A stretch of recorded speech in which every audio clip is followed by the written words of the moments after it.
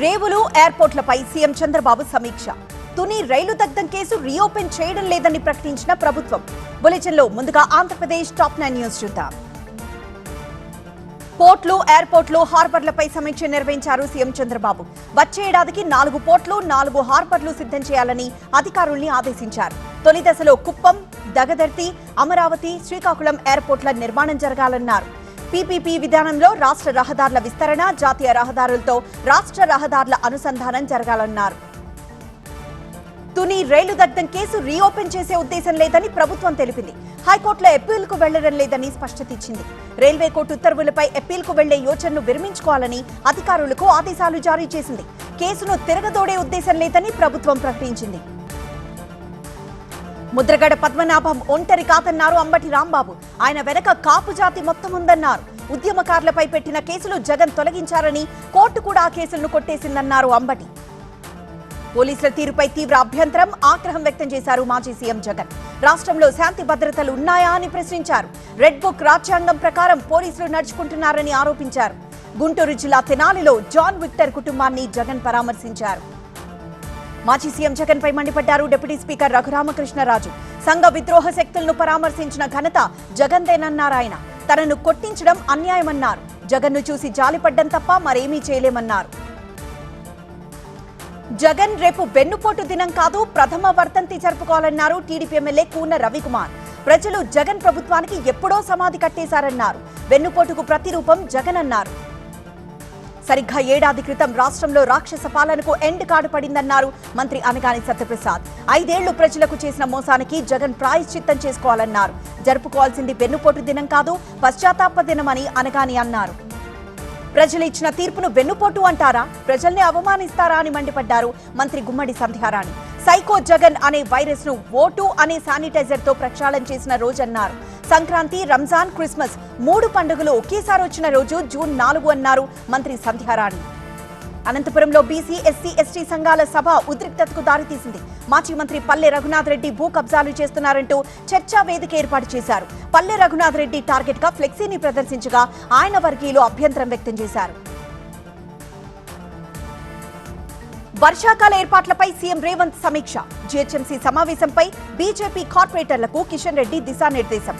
బనకచర్లను వ్యతిరేకిస్తున్నామన్న మంత్రి Uttam. Telangana top 9 news చూద్దాం. GHMC అధికారులతో సీఎం రేవంత్ సమీక్ష నిర్వహించారు. జూబ్లీహిల్స్ లోని సీఎం రేవంత్ నివాసంలో జరిగిన ఈ మీటింగ్ కు మున్సిపల్ శాఖ కార్యదర్శి, జీహెచ్ఎంసీ కమిషనర్ హాజరయ్యారు. మాన్సూన్ ఎమర్జెన్సీ వాహనాల టెండర్లు, రేపు జరగబోయే కౌన్సిల్ సమావేశం, అభివృద్ధిపై చర్చ జరిగింది. రేపటి బల్దియా సమావేశంలో అనుసరించాల్సిన వ్యూహంపై బీజేపీ కార్పొరేటర్లకు కేంద్ర మంత్రి కిషన్ రెడ్డి దిశానిర్దేశం చేశారు. బస్తీ పర్యటనలో దృష్టికొచ్చిన సమస్యలను జీహెచ్ఎంసీ కౌన్సిల్ సమావేశంలో లేవనెత్తాలని సూచించారు. వర్షాకాలం సన్నద్ధతపై ప్రశ్నించాలని దిశానిర్దేశం చేశారు. ఈ నెల 5న సచివాలయంలో తెలంగాణ కేబినెట్ మీటింగ్ జరగనుంది. రాజీవ్ యువ వికాసం, వానాకాలం పంటలు, ఇందిరమ్మ ఇళ్లు, భూభారతిపై తెలంగాణ కేబినెట్ మీటింగ్ లో సమీక్ష నిర్వహిస్తారు. కాళేశ్వరం విజిలెన్స్, ఎన్టీఎస్ఏ నివేదికలపై కూడా చర్చించనున్నారు. తెలంగాణ వ్యాప్తంగా భూభారతి చట్టం అమల్లోకి వచ్చింది. ఏడాదిలోపు భూ ప్రక్షాళన పూర్తి చేయాలని నిర్ణయించిన సర్కార్ ప్రతి మతాన్ని సరిహద్దుల్లో కూడిన మ్యాప్ అందుబాటులోకి వచ్చిందని మంత్రి పొంగులేటి తెలిపారు. బనకచర్ల ప్రాజెక్టును వ్యతిరేకిస్తున్నామన్నారు మంత్రి ఉత్తమ్. అడ్డుకోవడానికి అన్ని ప్రయత్నాలు చేశామన్నారు. కేంద్ర మంత్రి సిఆర్ పాటిల్ దృష్టికి తీసుకువెళ్లామన్నారు. తమ అభ్యంతరాలను కేంద్రానికి తెలియజేశామన్నారు ఉత్తమ్. మిస్ వరల్డ్ పోటీలతో తెలంగాణ గొప్పతనం ప్రపంచానికి తెలిసిందన్నారు మంత్రి జూపల్లి కృష్ణారావు. తెలంగాణ టూరిజాన్ని ప్రమోట్ చేసేందుకు మంచి అవకాశం వచ్చిందన్నారు. మిస్ వరల్డ్ పోటీలపై కొందరు తప్పుడు ప్రచారం చేశారని మండిపడ్డారు జూపల్లి. హరీష్ రావుకు ప్రభుత్వ విప్ ఆతి శ్రీనివాస్ కౌంటర్ ఇచ్చారు. బీజేపీలో బీఆర్ఎస్ విలీనమవుతుందంటూ కవిత రాసిన లేఖకు హరీష్ రావు సమాధానం చెప్పాలన్నారు. బీఆర్ఎస్ లో కోవట్లు ఎవరో హరీష్ రావు చెప్పాలన్నారు ఆతి శ్రీనివాస్. ఆర్ఎస్ ప్రవీణ్ కుమార్ పై కాంగ్రెస్ నేత సామ రామ్మోహన్ తీవ్ర విమర్శలు చేశారు. కోడింగ్ పేరుతో కోట్లు దండుకున్నారని ఆరోపించారు. చీకటి ఒప్పందాలపై ఆర్ఎస్ ప్రవీణ్ కుమార్ సమాధానం చెప్పాలని సామ రామ్మోహన్ డిమాండ్ చేశారు. ఈ నెల 10 నుంచి గాంధీభవన్ లో ప్రజాప్రతినిధులు అందుబాటులోకి ఉండనున్నారు. ప్రతిరోజు 2 ప్రజాప్రతినిధులు ప్రజలకు అందుబాటులో ఉండేలా ప్లాన్ చేస్తోంది టీపీసీసీ. స్థానిక సంస్థల ఎన్నికల నేపథ్యంలో ప్రజా సమస్యలపై కాంగ్రెస్ ఫోకస్ చేస్తోంది. ఇందిరమ్మ ఇళ్ల లబ్ధిదారులకు పత్రాల పంపిణీ, వృద్ధులకు ఇంటి వద్దే రేషన్, జనావాసాల్లోకి మొసలి. టాప్ 9 పల్లె వార్తలు చూద్దాం. పేద ప్రజల సొంతింటి కల సాకారం చేయడమే ఇందిరమ్మ ఇళ్ల లక్ష్యమని మహబూబ్ నగర్ ఎమ్మెల్యే ఎన్ఎం శ్రీనివాసరెడ్డి అన్నారు. నియోజకవర్గం పరిధిలోని ఇందిరమ్మ ఇళ్ల లబ్ధిదారులకు అనుమతి పత్రాలు అందజేసి ఇళ్ల నిర్మాణానికి భూమి పూజ చేశారు. ఎన్టీఆర్ జిల్లా చందర్లపాడు మండలం గుడిమెట్లలో వజ్రాల వేట మొదలైంది. రాష్ట్రంలోని అనేక జిల్లాల నుంచి జనాలు వజ్రాల వేటకి ఇక్కడికి వస్తున్నారు. భోజనాలు తెచ్చుకొని మరీ జనాలు ఇక్కడ వజ్రాల కోసం వెతుకుతున్నారు. ప్రకాశం జిల్లా గిద్దలూరులో వృద్ధులకు ఇంటి దగ్గరే రేషన్ అందించే కార్యక్రమాన్ని ఎమ్మెల్యే ముత్తుముల అశోక్ రెడ్డి ప్రారంభించారు. లబ్ధిదారుల ఇంటికి వెళ్లి ఆయనే స్వయంగా రేషన్ అందించారు. పోడు భూముల సమస్యలు పరిష్కరించాలని ఆసిఫాబాద్ లో ఆదివాసీలు చేస్తున్న రిలే నిరాహార దీక్ష 6వ రోజుకు చేరింది. వారి దీక్షకు ఎమ్మెల్యే కోవాలక్ష్మి మద్దతు ప్రకటించారు. అటవీ అధికారుల కారణంగా ఆదివాసీ ప్రాంతాల్లో అభివృద్ధి జరగడం లేదని కోవాలక్ష్మి అన్నారు.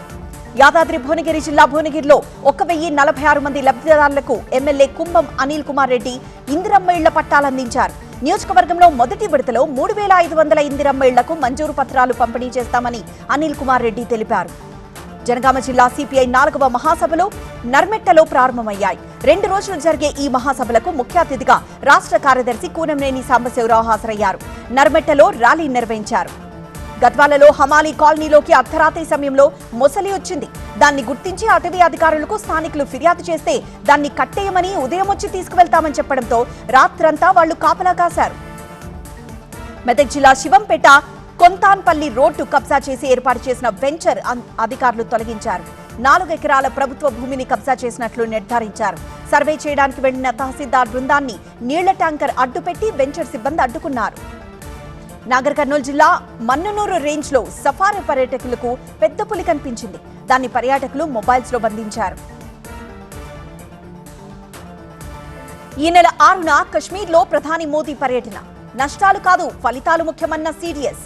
ఆపరేషన్ సింధూర్ పై పంజాబ్ సీఎం వివాదాస్పద వ్యాఖ్యలు. నేషనల్ టాప్ 9 న్యూస్ లో చూద్దాం. యుద్ధంలో నష్టాలు కాదు ఫలితాలు, మనం ఎలా వ్యవహరించామన్నది ముఖ్యమని chief of defence staff Anil Chauhan అన్నారు. టెస్ట్ క్రికెట్ లో ఇన్నింగ్స్ తేడాతో విజయం సాధించినప్పుడు ఎన్ని వికెట్లు అనే ప్రశ్న తలెత్తదు కదా అని క్రికెట్ తో పోల్చి చెప్పారు. పార్లమెంట్ ప్రత్యేక సమావేశాన్ని ఏర్పాటు చేయాలని డిమాండ్ చేస్తూ విపక్షం ఇండియా కూటమికి చెందిన 16 పార్టీలు ప్రధాని మోదీకి లేఖ రాశాయి. ఆప్ ఈ సమావేశానికి హాజరు కాలేదు, కానీ ప్రధానికి ప్రత్యేకంగా లేఖ రాస్తామని తెలిపింది. శరద్ పవార్ ఎన్సీపీ ఈ భేటీకి దూరంగా ఉంది. మధ్యప్రదేశ్ కాంగ్రెస్ లో బర్కపూర్పై రాహుల్ గాంధీ తీవ్ర ఆగ్రహం వ్యక్తం చేశారు. పార్టీలో ఉన్న స్లీపర్ సెల్స్ ను గుర్తించేందుకు నిఘా పెట్టామని ప్రకటించారు. భోపాల్లో కాంగ్రెస్ కార్యకర్తల సమావేశంలో రాహుల్ పాల్గొన్నారు. 10 మంది పెద్ద తలకాయలున్న ఎంపీలో అధికారం ఎందుకు దక్కడం లేదని ప్రశ్నించారు. Adani ports and special economic zone లో ఎల్ఐసి పెట్టుబడి పెట్టడాన్ని రాహుల్ గాంధీ తప్పుపట్టారు. ప్రజాధనాన్ని ప్రైవేట్ ప్రయోజనాల కోసం ఉపయోగిస్తున్నారనేందుకు ఇది ఉదాహరణ అన్నారు. డబ్బు, పాలసీ, ప్రీమియం మీది, భద్రత, సౌకర్యం, ప్రయోజనం అదానికి అంటూ ఎక్స్ వేదికగా నిలదీశారు. బ్రహ్మపుత్ర ప్రవాహాన్ని చైనా ఆపుతోందని జరుగుతున్న ప్రచారాన్ని అస్సాం సీఎం హిమంత బిశ్వ శర్మ కొట్టిపారేశారు. ఇదంతా చైనా చేస్తున్న తప్పుడు ప్రచారమన్నారు. బ్రహ్మపుత్రను ఆపడం అసాధ్యమని స్పష్టం చేశారు. గూఢచర్యానికి పాల్పడుతూ పాక్కు సున్నితమైన సమాచారం అందించారనే ఆరోపణలపై పంజాబ్ తరణ్లో గగన్దీప్ సింగ్ అనే వ్యక్తిని పోలీసులు అరెస్ట్ చేశారు. పాక్కు సమాచారం చేరవేస్తున్నారనే ఆరోపణలపై రాజస్థాన్ ప్రభుత్వ ఉద్యోగి షాకూర్ ఖాన్ ను జైసల్మర్లో పోలీసులు అరెస్ట్ చేశారు. దేశంలో కోవిడ్ కేసులు 4000 దాటాయి. గడిచిన 24 గంటల్లో 5 మరణాలు సంభవించాయి. మొత్తం కేసుల్లో 72% కేరళ, మహారాష్ట్ర, గుజరాత్, ఢిల్లీ, బెంగాల్, కర్ణాటకలోనే ఉన్నాయి. మిగిలిన రాష్ట్రాలతో పోల్చితే కేరళలో కోవిడ్ కేసుల సంఖ్య ఎక్కువగా ఉంది. కమల్ హాసన్ కు చుక్కెదురు. క్షమాపణ చెప్పేది లేదన్న థగ్ లైఫ్ హీరో. ఈశాన్య భారతాన్ని వీడని వరదలు. మెట్రో టాప్ 9 న్యూస్ ఇప్పుడు చూద్దాం.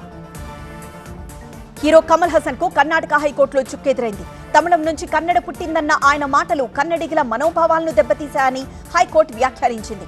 ఆయన మాటలు చెప్పడానికి కమల్ ఏమైనా చరిత్రకారుడా, భాషావేత్త అని ప్రశ్నించారు. తమిళనాట అణగారిన వర్గాల అభ్యున్నతి కోసం విజ్ఞానపు సూర్యుడిగా కరుణానిధి వచ్చారని తమిళనాడు ముఖ్యమంత్రి స్టాలిన్ తెలిపారు. కరుణానిధి జయంతి సందర్భంగా చెన్నైలోని ఆయన విగ్రహానికి పూలమాల వేశారు. కశ్మీర్ గందేర్బల్లోని తుల్ముల్లా భీర్ భవానీ మేళాలో పాల్గొనేందుకు పెద్ద సంఖ్యలో కశ్మీరీ పండిట్లు వచ్చారు. కశ్మీరీ పండిట్లు పాల్గొనే అతి ముఖ్యమైన మతపరమైన కార్యక్రమంగా ఈ మేళా నిలుస్తుంది.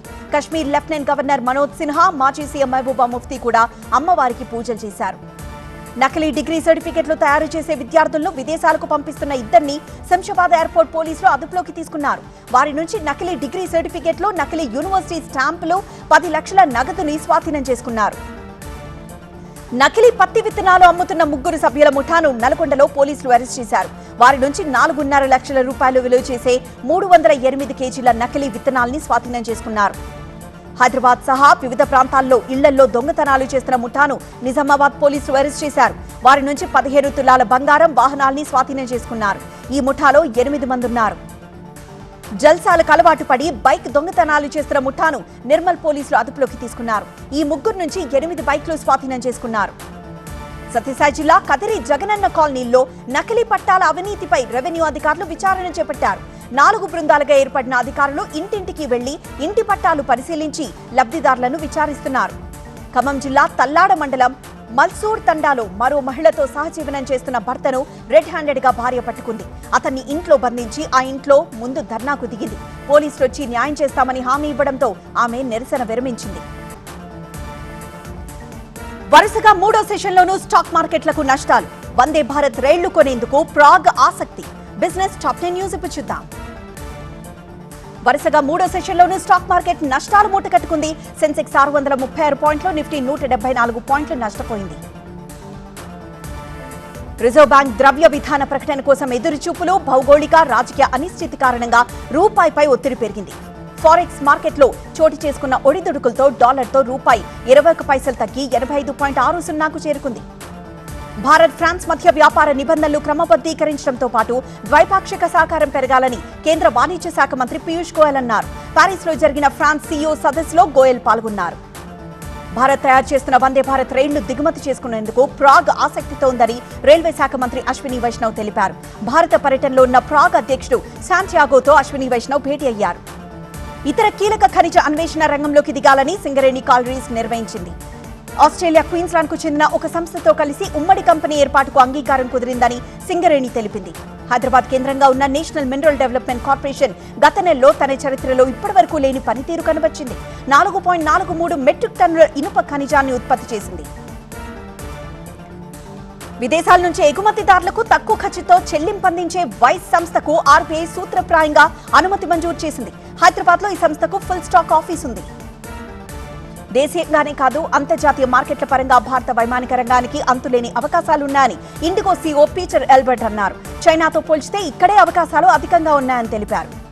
ప్రపంచవ్యాప్తంగా రిజర్వ్ బ్యాంకుల బంగారం కొనుగోళ్లు ఏప్రిల్ నెలలో తగ్గాయని వరల్డ్ గోల్డ్ కౌన్సిల్ ప్రకటించింది. కేవలం 12 టన్నుల బంగారం కొనుగోళ్లు మాత్రమే జరిగాయని వెల్లడించింది. తెలుగు రాష్ట్రాలు, దేశ విదేశీ విశేషాల న్యూస్ జంక్షన్ టాప్ 9 న్యూస్ చూద్దాం.